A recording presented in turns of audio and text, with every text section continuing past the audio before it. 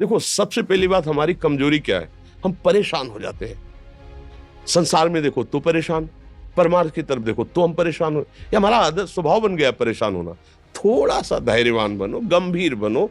कोई भारी से भारी विपत्ति में परेशानी स्वीकार करके विपत्ति से थोड़ी निकला जाता। सुलझो, ठीक है, विपत्ति आई, समस्या आई, इसका समाधान होगा।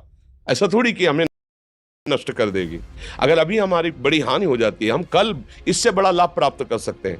हमको एकदम बिल्कुल गंभीर रहना है, इतने कमजोर नहीं बन जाना। अब वो गए तो क्या होगा, अब वो वस्तु गई तो क्या, पद गया तो क्या होगा। प्रयास किया था, ये पद मिला था, इससे बड़ा पद प्राप्त करूंगा, मैं इससे बड़ा महान बनूंगा।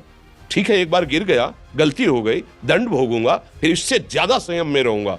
बिल्कुल मतलब एकदम फ्रेश दिमाग रखना चाहिए।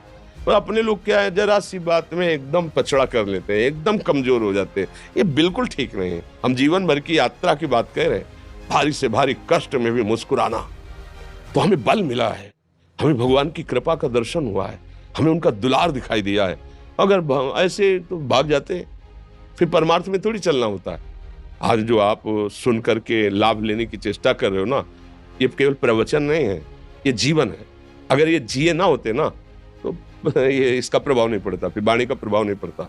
हम इसीलिए कहते हैं, जैसे आप लोग एकदम परेशान हो जाते हैं, जब बोलो क्या हमसे ज्यादा परेशानी होगी, दोनों किडनी खराब, दवाई लाने के लिए पैसे नहीं, पानी रखा है हम उठ के पी नहीं सकते, भीषण शरीर में कष्ट, भीषण बुखार, क्योंकि किडनी फेल, जरा में बुखार, खाने को क्या, रोटी मांग के लाओ। अगर वहां सब्जी मिलती है तो लाल मिर्च ऐसी पड़ के मिलती थी कि वो पा नहीं सकते थे। आप सोचो, पानी लाना है तो मुझे लाना है, पीना है तो मुझे पीना है। अगर मैं हारता तो कहां पहुंच जाता, क्या स्थिति होती। नहीं, मरना है, पर कदम पीछे। कोई दिन ऐसा नहीं जिस दिन सेवा ना की हो, जिस दिन सेवा ना गए हो। गुरु जी की सेवा में जाना है, पहले अपने को स्वस्थ साबित करना है, नहीं वो सेवा नहीं लेंगे। तुम बीमार हो, तुम कष्ट में, वैसे उनकी दृष्टि बड़े शांत है। उनकी सेवा की, आके लेट गए, फिर हिम्मत की, अपनी श्री जी की सेवा की, मधुकरी नहीं गए, 3-3, 4-4 दिन भोजन नहीं गए, पर सेवा नहीं छोड़ा, दिनचर्या नहीं छोड़ी। और उसका प्रधान कारण संयम, ब्रह्मचर्य, भगवत आश्रय, नाम जप, कभी हारने नहीं दिया।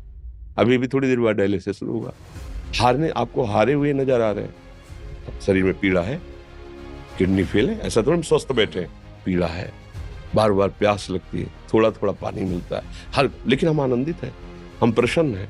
हम लड़ाई में हारे नहीं हैं, ना हारेंगे, हम जीत चुके हैं।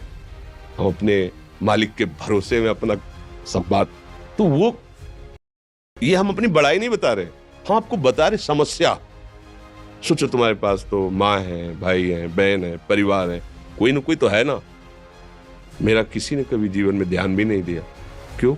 बचपन से बाबा जी बन गए, किसी से प्यार नहीं, किसी से संबंध नहीं, कोई जानकारी नहीं, हम कहाँ हैं, वो कहाँ, किसी से कोई मतलब नहीं। अच्छा, जवान साधु कौन श्रद्धा करे? कभी गांव जाने की हिम्मत नहीं पड़ती कि रोटी मांग ले, पता नहीं लोग क्या सोचेंगे, क्या भावना कर ले। हम दरवाजे पे खड़े हैं, क्या कैसी भाव, जो हमारे सामने आकाश वृत्ति से आया यौवन अवस्था में, वही पाया है, अन्यथा भूखे रह गए। जब हम हर समय अपने को विवेक के द्वारा सावधान रखे, तो हम कभी निराश नहीं हुए, कभी उदास नहीं हुए, कभी ऐसा नहीं लगा कि यार हम दुखी, कभी नहीं लगा। उसी का फल है कि उस सुख का संकेत मिल गया जहां दुख की निशानी भी नहीं है, वही उसी के बच्चे हो। हम सब उसी धातु से बने हुए हैं। हम इतना क्यों परेशान हो जाते हैं? हम ये देखते हैं अपने लोग, थोड़ी बात बिगड़ गई परेशान, नहीं बिगड़ी तो बिगड़ जाने की संभावना में परेशान है। आज सुख है, लेकिन कल सुख छिन जाएगा, तो हम आज के सुख में सुखी ना होकर कल के दुख की आने की संभावना में हम भयभीत हो। तब क्या हमारी सोच रह गई?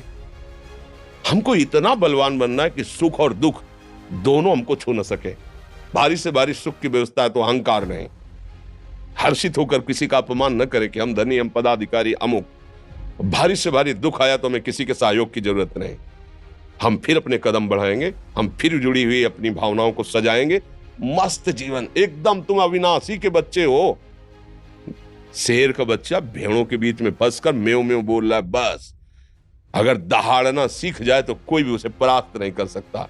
ऐसे भगवद अंश, तू प्रपंच में फंसकर अपने को इतना दीन क्यों देख रहा है? तू ऐसा है कि भगवान के दिव्यास्त्र में भी ताकत नहीं तेरे को मार सके। तू अविनाशी का अविनाशी बच्चा है।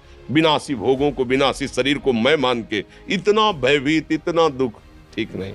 ये सबके लिए, केवल एक के लिए नहीं। आप समझो, आप लोग सोचते हैं हम गृहस्थ होकर भला ऐसी स्थिति कैसे? जनक जी सुखदेव जी के गुरु हैं और राजा हैं, महल है, रानियां हैं, नौकर है, चाकर। क्या सुखदेव जी जिनके शरीर में लंगोटी भी नहीं है, दिगंबर, परमहंस के गुरु हैं जनक जी जो राजा हैं। समझो, आप ऐसा ना सोचे कि हम नौकरी कर रहे हैं, हम संसार में, हम गृहस्थ हैं, हम आध्यात्मिक की ऊंचाई पर नहीं चढ़ सकते। नहीं, आप एक सरकारी नौकरी या आप किसानी या व्यापार करते हुए आप एक अध्यात्म की ऊंचाई में चढ़ सकते हैं। और अध्यात्म ही है जो तुम्हें इस माया के दुख सुख से ऊपर उठा सकता है। दूसरा, चाहे जितनी संपत्ति आ जाए, आप सुखी नहीं हो सकते। सब देख लो, आंख खोल के देख लो, अध्यात्म ही है जो तुम्हें हर कष्ट सहकर मुस्कुराकर जीने का रास्ता बता देगा।